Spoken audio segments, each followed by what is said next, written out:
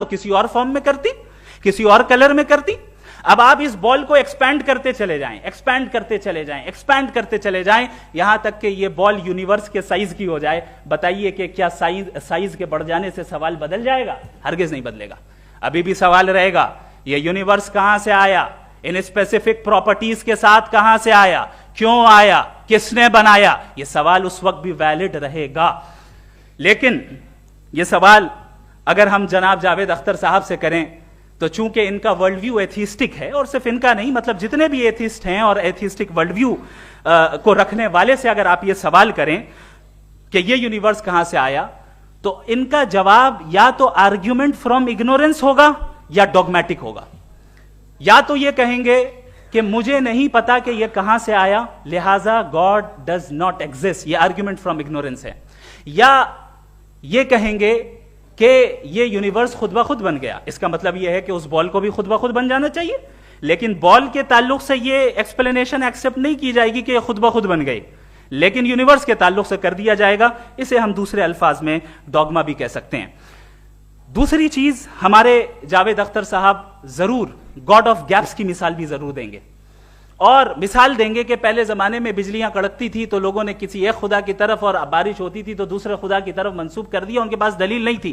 یہ ہمارا world view ہے ہی نہیں, یہ ہمارا ورلڈ ویو ہے ہی نہیں, کیونکہ نیچرل فینومینا کے پروسیس کی انٹرپریٹیشن کو جان لینے سے یہ کہاں سے ثابت ہو گیا کہ گاڈ ایگزسٹ نہیں کرتا ہے. اس پر میں انشاءاللہ ابھی آگے بات کروں گا. آپ حضرات یہ بھی دیکھیں گے, اور میں یہ ایکسپیکٹ کرتا ہوں کہ ہمارے رسپیکٹڈ جناب جاوید اختر صاحب ضرور ایموشنل آرگیومنٹس بھی دیں گے, جو کہ ایک لاجیکل فیلیسی ہے جب بات آتی ہے ٹروتھ کو ڈیسائیڈ کرنے میں. کیوں؟ مثال کے طور پر وہ کہیں گے کہ اگر گاڈ ہے تو ایول کیوں ایگزسٹ کرتا ہے, جبکہ میں کہتا ہوں ایول کا ایگزسٹ کرنا گاڈ کے ایگزسٹ کرنے کی دلیل ہے, اس کے خلاف نہیں ہے. چونکہ اگر گاڈ ہے تو ہم سب اس کے سامنے اکاؤنٹیبل ہیں, اور اگر ہم اکاؤنٹیبل ہیں تو اکاؤنٹیبلٹی کے لیے ایول کا موجود ہونا ضروری ہے, اس کے بغیر ہم اکاؤنٹیبل نہیں ہو سکتے. اور اگر ہم اکاؤنٹیبل نہیں ہیں تو ہم جناب جاوید اختر صاحب سے پوچھیں گے کہ آپ بتائیں کہ پھر سفرنگ اس دنیا میں کیوں ہے؟ اگر خدا نہیں ہے تو سفرنگ کیوں ہے؟ اور ان لوگوں کے جذبے کا کیا جن کے اندر سفرنگ کے بعد انتقام لینے کا جذبہ پایا جاتا ہے, اور وہ اس دنیا سے ایسے ہی چلے گئے, کیا ان کی ساری تکلیفیں بیکار چلی جائیں گی؟